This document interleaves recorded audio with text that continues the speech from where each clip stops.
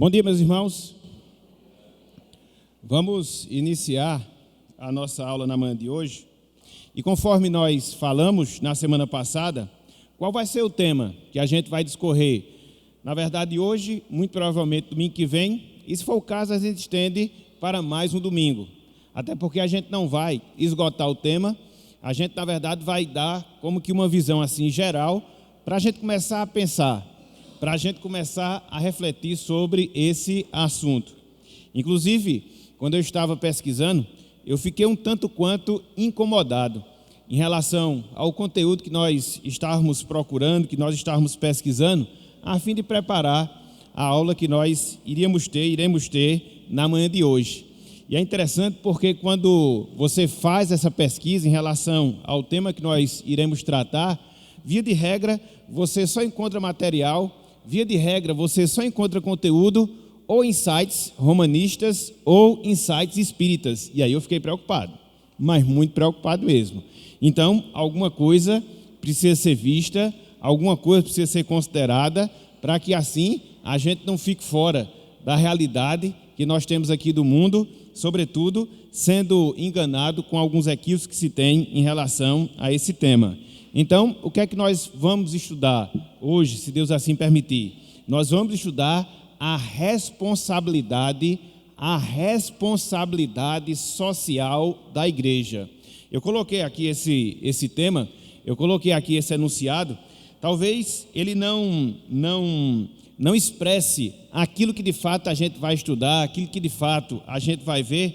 Talvez, se nós tivéssemos colocado a responsabilidade que nós temos de assistir os menos favorecidos, talvez fosse mais adequado, mas ia ficar um título muito extenso, um título muito longo e talvez não fosse tão convidativo para nós considerarmos. Então, eu procurei sintetizar e na medida em que nós formos estudando, a gente vai vendo o que é que eu quero falar com esse tema, a responsabilidade social da igreja, a responsabilidade social do corpo de Cristo aqui na terra. Foi aquilo que eu falei, né?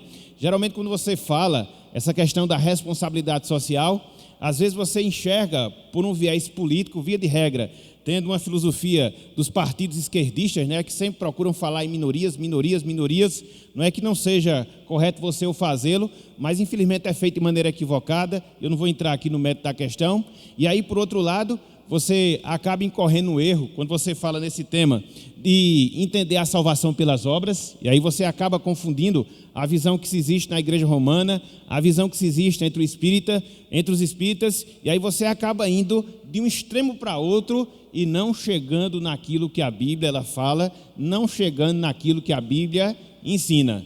É fato, a salvação é pela graça e através da fé, a fé em Cristo Jesus, mas isso não nos exime, isso não nos isenta da responsabilidade, do compromisso que nós temos com o social. E quando eu falo social, com as pessoas, né? Quer sejam elas irmãs em Cristo, quer sejam elas até mesmo descrentes.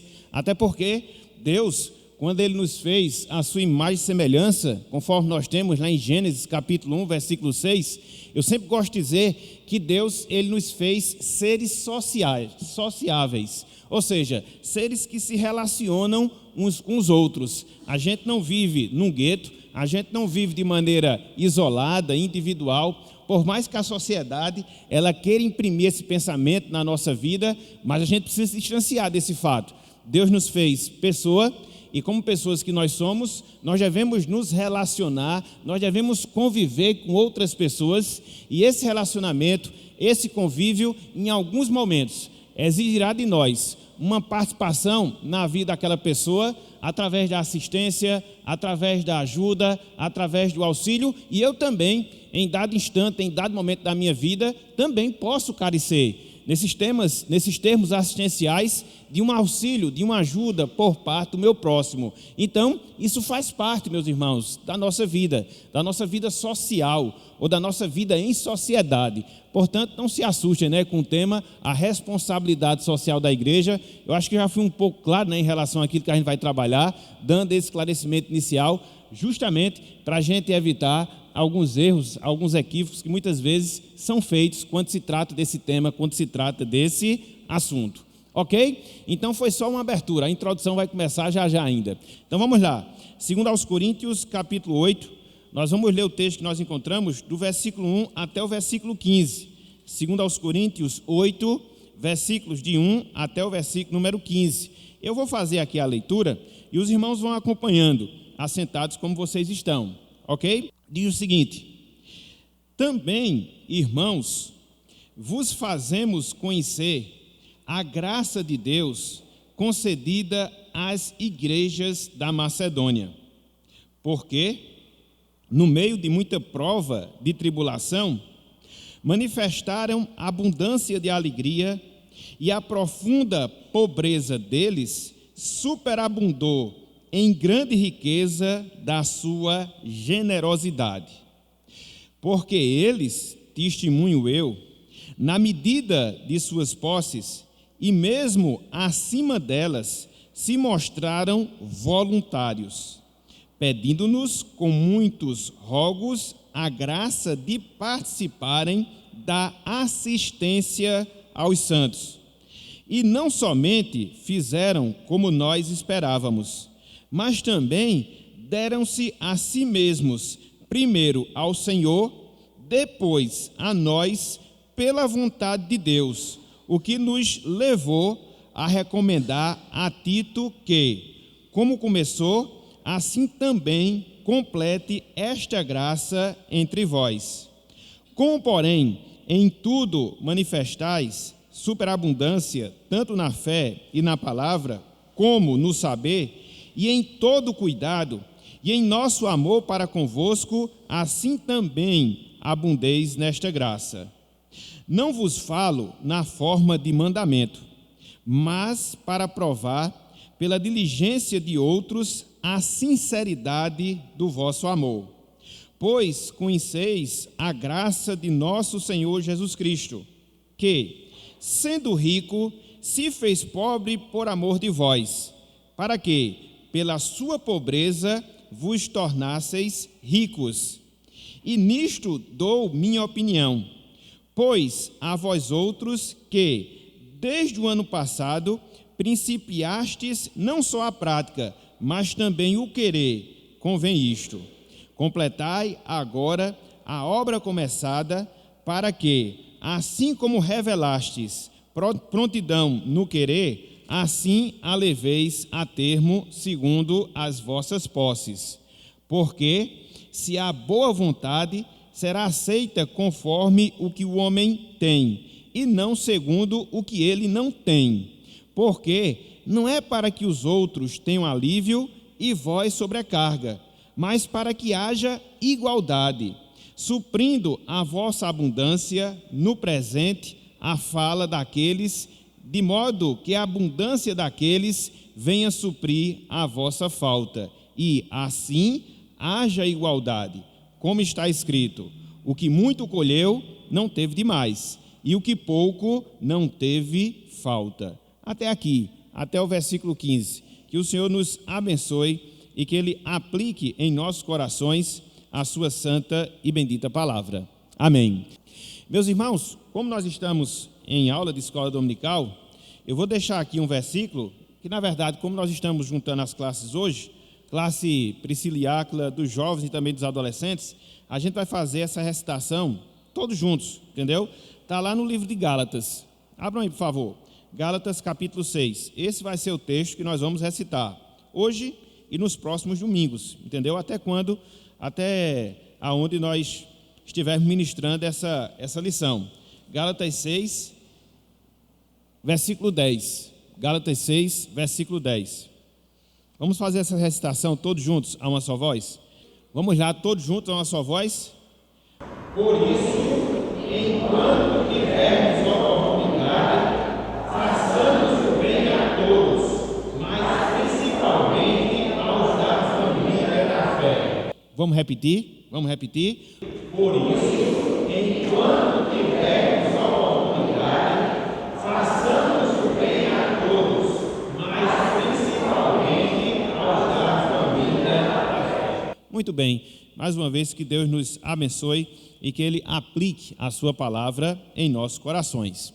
Meus irmãos, minhas irmãs, neste século 21, que é o século que nós estamos vivenciando, estamos vivendo, quando a tecnologia tem levado, isso de certa forma já há algum tempo, o homem à Lua, quando as sondas espaciais têm prescrutado, inclusive outros planetas, como é o caso de Marte, quando os transplantes múltiplos de órgãos têm sido realizados com sucesso, não só no nosso país, mas também fora dele, quando as informações elas estão voando, vamos assim dizer, sobretudo através da internet, qual é uma triste constatação que nós fazemos?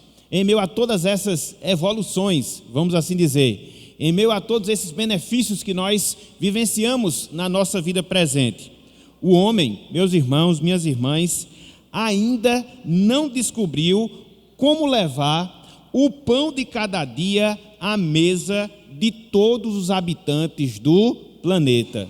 O homem não conseguiu levar à mesa de todos os habitantes do planeta a comida, o pão que é necessário para a sua vida, para a sua existência. Estima-se, e são dados da União das Nações Unidas, ou seja, a ONU, que um terço, meus irmãos, isso é muita coisa, é 33,33% da população mundial. Um terço da população mundial passa fome. Não tem as refeições que são necessárias para dar o sustento que nós precisamos em termos de vida humana, em termos de vida aqui na Terra. Então, isso acaba sendo um paradoxo. Então, isso acaba sendo uma contradição. De um lado, o que é que nós observamos? De um lado, o que é que nós vemos? Essa evolução, sobretudo essa evolução tecnológica, em especial os benefícios que nós temos da comunicação uns com os outros, mas infelizmente, para a vergonha nossa, e quando eu falo vergonha nossa, eu falo vergonha nossa da humanidade, dos homens de maneira geral, nós somos ineficientes no sentido de distribuir, no sentido de dar, no sentido de suprir as necessidades físicas, necessidades básicas, como é o caso da alimentação, a todas as pessoas ou a todos os habitantes do nosso planeta, do nosso mundo. Quando a gente para e quando a gente reflete sobre essas coisas, quando a gente para e a gente pensa justamente sobre esses pontos, há quem argumente, há quem diga que tudo isso é fruto das injustiças sociais, que tudo isso é fruto da má distribuição de renda entre as pessoas, da má distribuição de renda entre os povos. Realmente, quando você considera, no seu sentido geral, essa dificuldade, quando você considera, no seu sentido geral, essa problemática, isso contribui às injustiças sociais, à má distribuição de renda entre os povos, isso contribui, isso ajuda grandemente para esse quadro desolador das desigualdades entre as pessoas, entre as populações do nosso planeta, ou seja, do nosso mundo. Mas, meus irmãos, minhas irmãs, numa visão espiritual, sobretudo com base na Bíblia, sobretudo com base na palavra de Deus, nós sabemos que a causa dessas dificuldades, a causa desses problemas está mais atrás e está mais abaixo do que aquilo que nós vemos, mais atrás, mais abaixo do que aquilo que nós observamos.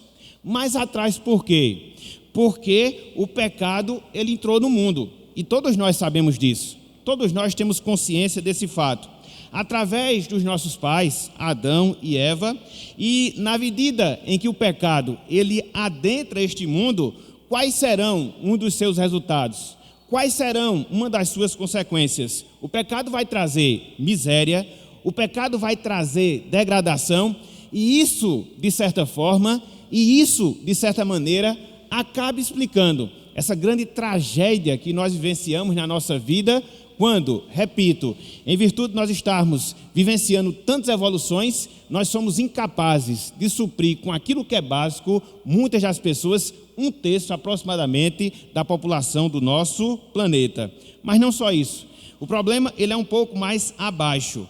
Por quê? Porque nas profundezas espirituais nós vemos, meus irmãos, nós vemos, minhas irmãs, que o homem, ele não considera, que o homem, ele não atenta para o seu Criador, ou seja, para a pessoa do nosso Deus, e por isso acaba arcando com as consequências desse fato. Então, às vezes a gente trata esse tema, às vezes a gente trata desse assunto tão somente pela ótica humana e acaba sendo um equívoco. Nós que somos crentes devemos ter uma visão humana acerca desse problema, mas acima de tudo nós também devemos ter uma visão espiritual. Então, quando nós trabalhamos a questão da injustiça, quando nós trabalhamos a questão da fome, da falta de recursos, a gente não pode deixar de ver, a gente não pode deixar de enxergar que tudo isso é decorrente do pecado, tudo isso é decorrente da queda, em relação à vida daquelas pessoas que são indiferentes a esses problemas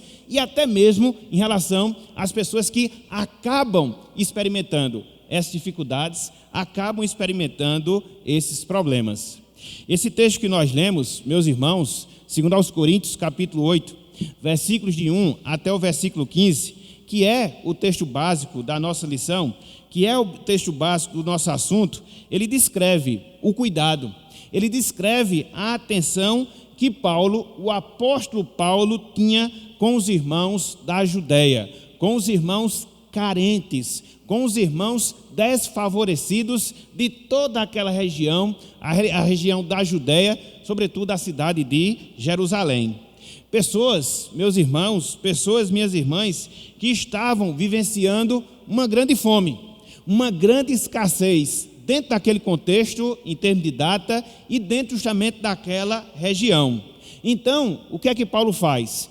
Consciente dessa realidade, consciente da necessidade, consciente da carência daqueles irmãos, Paulo, ele se envolve num trabalho de levantamento de oferta entre os crentes de outras igrejas, igrejas de outras regiões, igrejas de outros países, igrejas de outras localidades, para quê? Para que esses irmãos pudessem suprir as necessidades dos irmãos da região da Judéia, em especial da região ou da cidade de Jerusalém. Então, muitas vezes a gente vê Paulo como grande teólogo, e de fato ele foi. Muitas vezes a gente vê Paulo como um grande evangelista, né? Aquela pessoa que pregava, anunciava, proclamava o evangelho. Às vezes a gente vê Paulo como um grande missionário, e de fato ele foi, expandindo o evangelho em todo o Império Romano, em todo o contexto da sua época, e muitas vezes a gente perde de vista o Paulo que trabalha na filantropia, o Paulo que trabalha na assistência aos santos, mas ele tem também esse cuidado, ele também tem essa atenção, porque muitas vezes isso acaba sendo devido a essa visão distorcida que a gente tem das coisas, da gente enxergar tão somente um lado, da gente enxergar tão somente um aspecto da igreja, do ensino, da doutrina, da pregação, é o principal. Contudo, a gente observa que existe também esse outro aspecto, ou seja, o aspecto social. Quando eu falo isso, eu sempre gosto de dizer que a Igreja de Cristo, ela é caracterizada por dois aspectos marcantes, dois aspectos bem distintivos. Qual o primeiro aspecto? O aspecto do ensino, o aspecto da pregação, o aspecto da instrução. Mas não só é isso, existe também o aspecto da assistência aos santos, da assistência aos crentes e, de maneira geral, a todas as pessoas. Quais são os dois grandes ofícios? Quais são as duas grandes funções que nós encontramos, meus irmãos, minhas irmãs, dentro da Igreja de Cristo? Quais são os dois ofícios que nós temos dentro da Igreja de Cristo? Quais são? Isso. Aos presbíteros cabe o quê? Ensinar, instruir, proclamar. E aos diáconos, como o próprio nome diz, que significa aquele que serve, tem a ver com o quê? Com assistência aos santos. Está vendo aí, meus irmãos? É simples assim. É simples assim. Então, quando você olha para os dois ofícios que foram constituídos pelo próprio Cristo, o Senhor da igreja, para a sua igreja, nós observamos isso. Existe um braço, eu sempre gosto de usar essa ilustração, que é o braço do ensino, que é o braço da instrução. Ele deve existir dentro da Igreja de Cristo, mas não somente esse braço.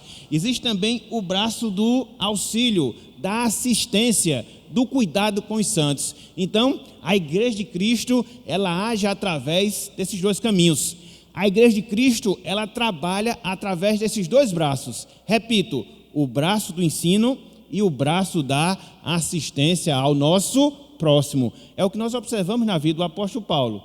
Ele ensinava, pregava, fundava igrejas, mas quando ele via a necessidade, quando ele via a carência dos santos, o que é que ele fazia? Ele se envolvia também naquele cuidado. Ele se envolvia também naquela situação e procurava, como a gente vê aqui, auxiliar os irmãos nas suas carências e nas suas necessidades. Então, esse texto que nós lemos aqui, de 2 Coríntios capítulo 8, versículos 1 até o versículo 15, é um exemplo desse fato. Na verdade, não somente 2 Coríntios capítulo 8, versículos de 1 até o versículo 15. Se você olhar, eu vou pedir que vocês façam isso, não agora, né, porque a gente está estudando, mas quando você for para casa, ao longo da semana, na segunda carta de Paulo aos Coríntios, capítulo 8, capítulo 9, a gente só leu apenas uma parte do capítulo 8. Paulo dedica esses dois capítulos justamente a este propósito que ele havia colocado no seu coração. Que propósito? O propósito de assistir aos santos da região da Judéia. Pode ler, capítulo 8, capítulo 9, Paulo ocupa 2 capítulos da sua segunda carta aos Coríntios somente com esse tema, somente com esse assunto, somente com a resolução desse problema, atender os crentes da Judéia em suas necessidades físicas, em virtude da fome que assolava toda aquela região. Então, a gente observa justamente isso na vida, na postura e na conduta do apóstolo Paulo. Eu vou seguir aqui na introdução. Assim que eu concluir a introdução, aí eu vou abrir para os irmãos. E assim a gente vai fazendo até concluir o nosso estudo. Então, seguindo, meus irmãos, já na parte final da introdução, o nosso estudo, na manhã de hoje, muito provavelmente no próximo domingo, terá ou tem como objetivo considerar, de acordo com aquilo que a Bíblia nos ensina, a responsabilidade, o compromisso que a igreja tem com os menos favorecidos. E quando eu falo os menos favorecidos, aí eu não me restringo apenas aos crentes, mas também eu estendo aos descrentes. O que foi que Paulo falou aí? Em Gálatas capítulo 6, versículo 10. Vamos voltar aí de novo? Gálatas capítulo 6, versículo 10. Veja esse detalhe aí. Gálatas 6, 10.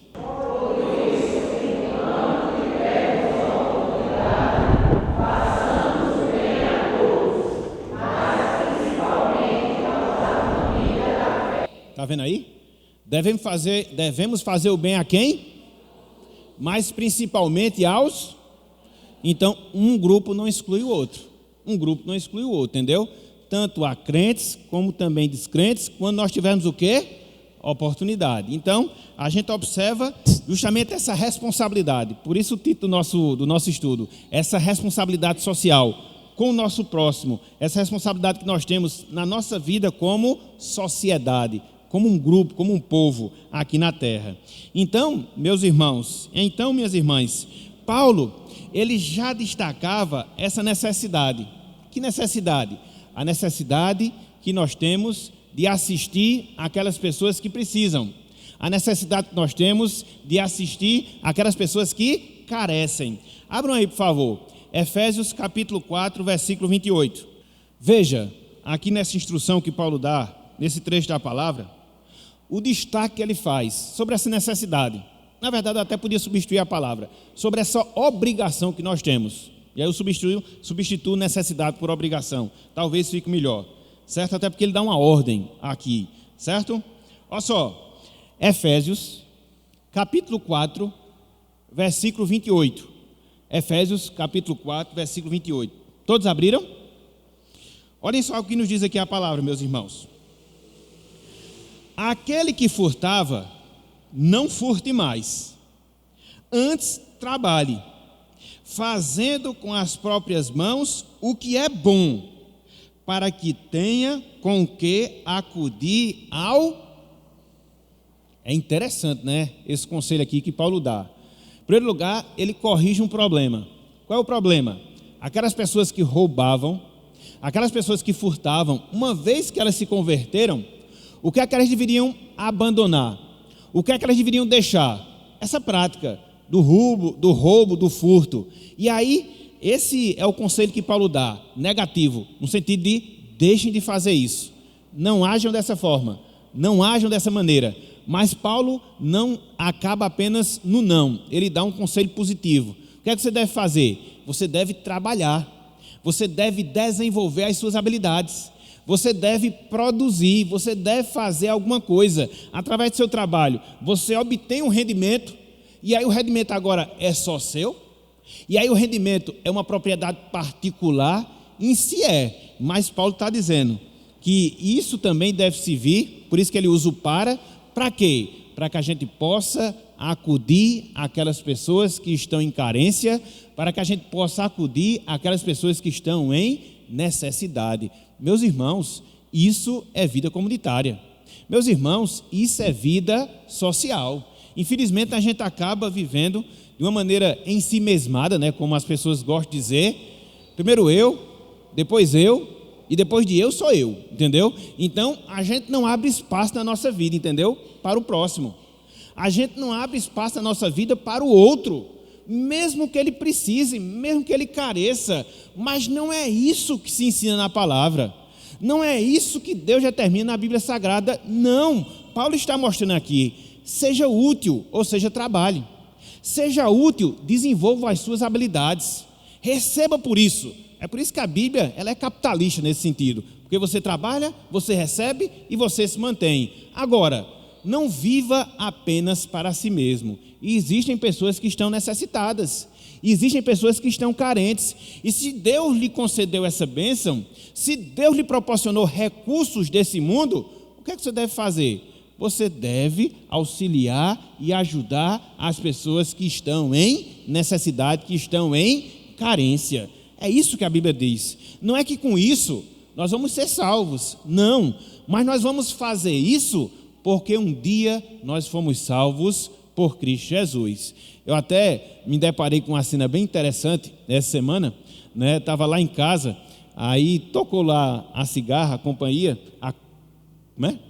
campainha, companhia é outra coisa, tocou a campainha, e aí a pessoa lá estava pedindo, mantimento, qualquer ajuda que fosse necessária, e aí a gente foi lá, estava com Melissa, e Melissa, como os irmãos sabem, ela sempre é bem desenrolada nesses negócios, então tomou a frente, pegou o negócio, foi lá, deu a pessoa, aí depois que voltou, ela chegou para mim e disse, está vendo aí, pai, por causa disso a gente vai ser salvo. Eu digo, não, minha filha, não é isso não, entendeu? A gente faz isso porque a gente é salvo.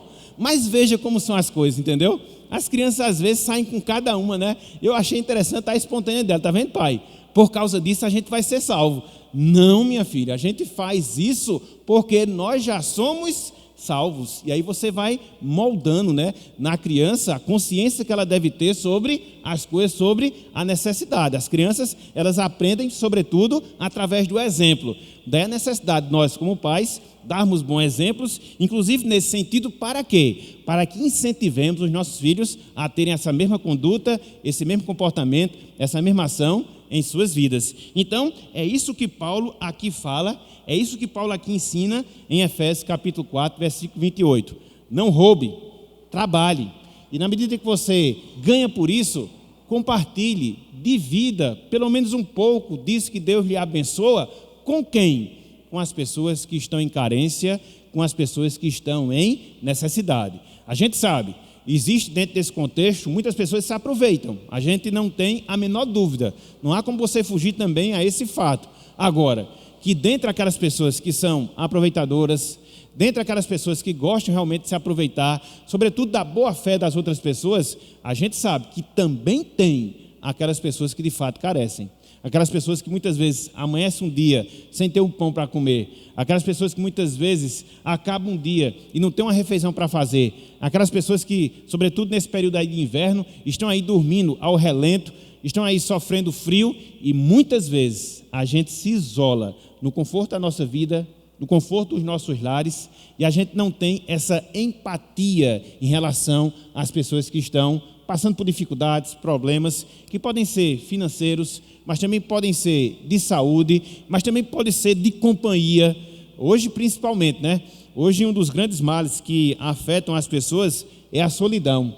E às vezes as pessoas até têm recursos materiais, às vezes as pessoas até têm recursos financeiros, mas muitas vezes não tem uma pessoa ao seu lado para poder compartilhar dos seus problemas, das suas dificuldades. Então, há também carências nesse sentido e a gente tem também responsabilidade nesse aspecto. Ok, gente? Então, Paulo, ele já destacava essa obrigação. Que é a obrigação?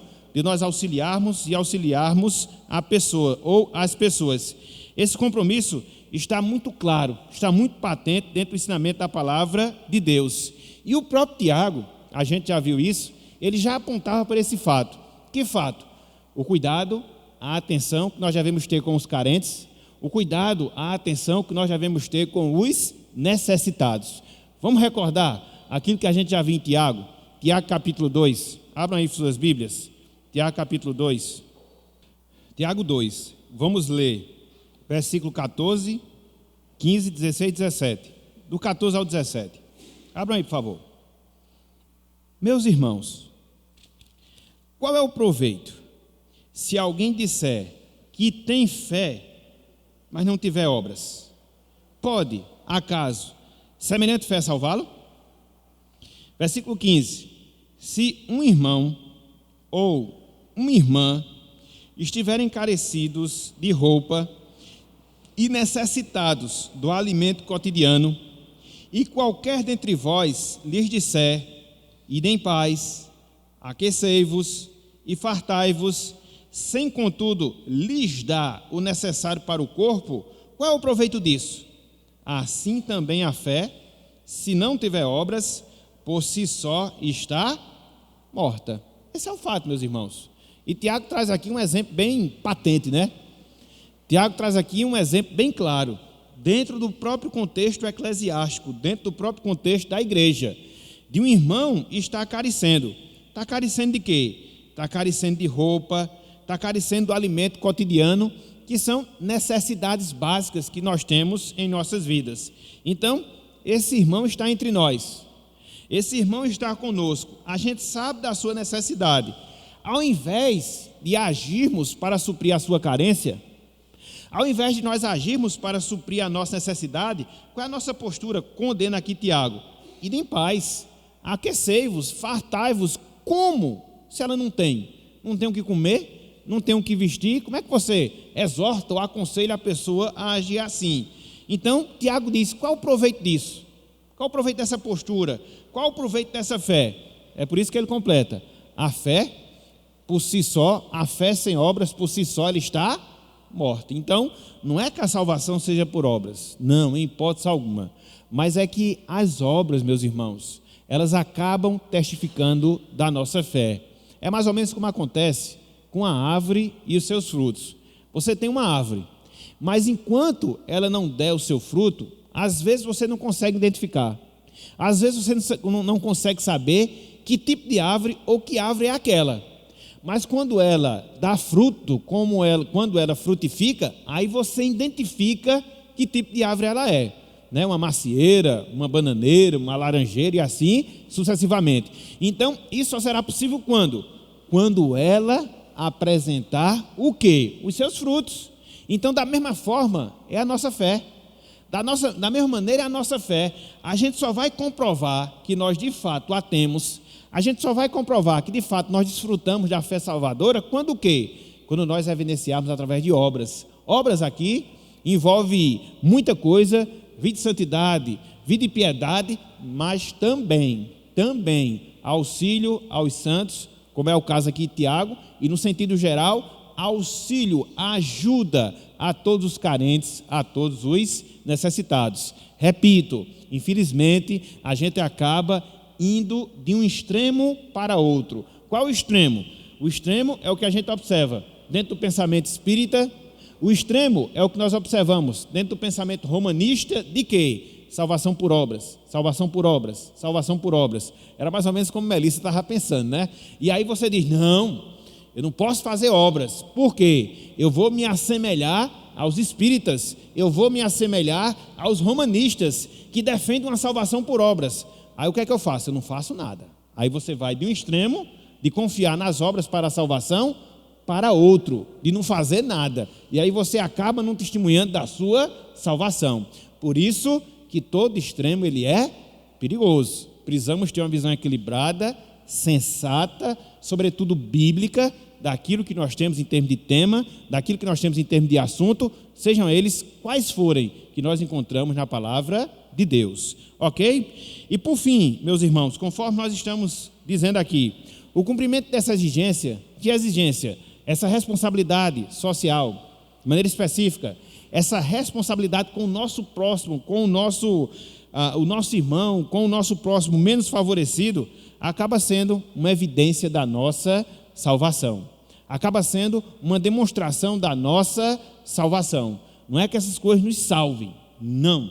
Mas uma vez que nós somos salvos, naturalmente, como acontece com fruto em relação a uma árvore, naturalmente, essas obras elas vão brotar, elas vão ser manifestas, elas vão ser vistas em nossas vidas. Abram aí um texto bem claro, Efésios capítulo 2. Efésios capítulo 2. Veja como Paulo relaciona essas duas coisas. A salvação através da fé, pela graça, mas também o acompanhamento das obras. O acompanhamento das obras. A evidenciação da fé através das obras. Olha só o que ele diz aqui. Efésios 2, versículo 8 até o versículo 10. Porque pela graça sois salvos, favor merecido de Deus. Como? Mediante a fé. E isto não vem de vós, é dom de Deus. A graça, a fé é tudo que decorre da salvação. Versículo 9. Não de obras, para que ninguém se glorie. Então é fato, nós não somos salvos pelas obras, e isso por uma razão muito simples. Se acontecesse esse processo, nós iríamos nos vangloriar, nós iríamos nos orgulhar, e Deus corta isso. Mas por causa disso, eu não vou fazer nada? Por causa disso, eu não vou demonstrar as obras? Não. Versículo 10. Pois somos feitura dele quem? De Deus, criados em Cristo Jesus, olha só aqui, a preposição de finalidade, para boas obras, as quais Deus de antemão preparou para que andássemos nelas. Está vendo aqui? Nós não somos salvos pelas obras, mas nós somos salvos para as obras. Existe uma diferença entre o pelo e o para aí muito grande, entendeu? Então, o para é a finalidade. Somos salvos pela graça, mediante a fé, dentre vários objetivos para manifestar o quê? As boas obras. Isso é uma observação, né? Essas boas obras às quais Paulo ele faz referência aqui em Efésios capítulo 2, versículo 10, essas boas obras não é apenas obras de caridade, de auxílio, de ajuda que a gente vai fazer em relação ao nosso próximo. Essas boas obras aqui envolvem toda uma vida mudada, toda uma vida transformada, iniciando com a santificação, com a piedade, com a consagração e chegando até mesmo no auxílio às pessoas. Então, essas boas obras envolvem tudo que é novo na nova vida criada por Deus através de Cristo Jesus. E envolve tudo que faz parte de uma pessoa que começa a experimentar, de uma pessoa que é alcançada com a salvação. Mudança completa de vida. Dentre várias mudanças, essa sensibilidade, essa empatia, esse cuidado que essa pessoa terá no auxílio e na ajuda com as pessoas menos favorecidas, com as pessoas que de fato precisam e carecem da nossa ajuda.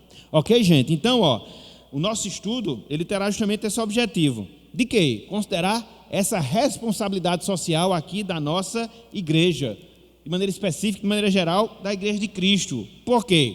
Paulo destacava essa obrigação. Por quê? Tiago já havia apontado para essa realidade. Por quê? Porque o cumprimento dessa exigência evidencia, demonstra a salvação que nós temos em Cristo Jesus.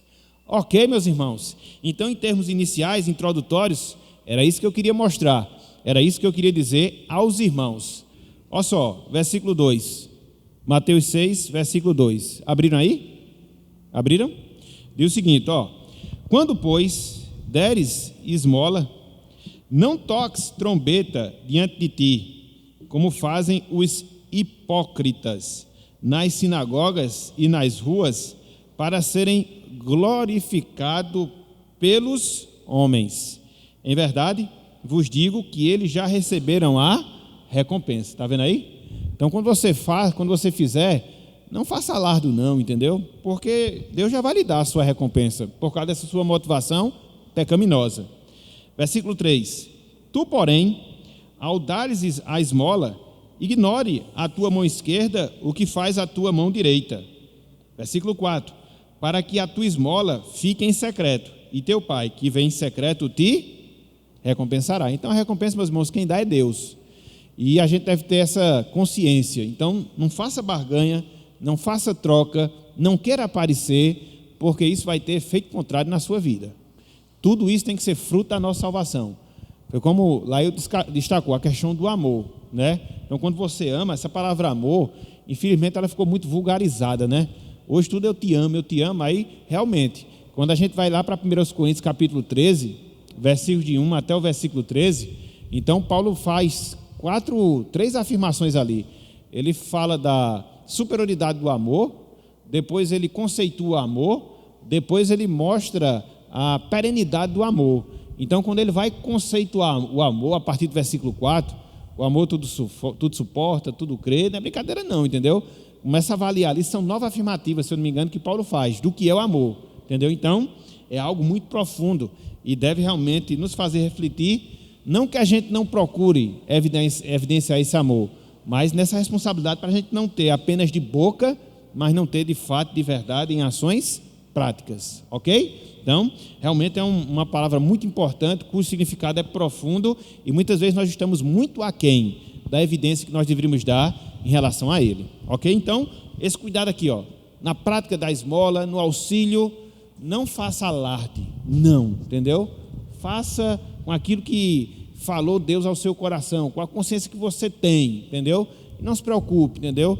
Deus, usando aqui outro princípio da semeadura e da colheita, numa forma ou de outra, Ele vai fazer brotar o que você semeou, porque a nossa vida é assim, nós estamos semeando, em tudo que a gente faz, em tudo que a gente deixa de fazer, a gente está semeando, e um dia a gente vai colher, e aí a gente só vai saber o que é que a gente vai colher, a gente só colhe o que planta, né? Pegando o ditado popular. Por isso é o cuidado que a gente deve ter de estar sempre plantando coisas boas, para que a gente venha colher o quê? Coisas boas, porque se a gente planta o que é mal, se preocupe não, você vai colher também o que é mal. Paulo fala disso lá em Gálatas, ok? Tudo que o homem semear, isso também ceifará. Ok, meus irmãos? Então, ó, a gente vai parar por aqui. Quais serão os pontos sobre os quais nós iremos discorrer nos próximos estudos? Primeiro deles, hoje foi só a introdução, a realidade da pobreza e das injustiças dentro de um ponto de vista bíblico. 2, a responsabilidade social da igreja, tomando como exemplo a igreja de Jerusalém. E 3, princípios para a assistência aos santos, e aí baseando em 2 Coríntios 8 e 9. Então, vai ser o roteiro que a gente vai tentar seguir a partir do próximo domingo, se Deus assim permitir. Vamos só recitar aqui o texto, para a gente poder concluir aqui a aula, certo? É Gálatas 6:10. Vamos lá, todos juntos. Vamos abrir aí nesse texto e fazer a recitação. Gálatas 6:10. Por isso, enquanto tivermos oportunidade, façamos o bem a todos, mas principalmente aos da família da fé. Gálatas 6:10. Muito bem, meus irmãos, que Deus nos abençoe, aplique a sua palavra e domingo, se Deus quiser, estamos de volta para prosseguir aqui nessa lição. Amém.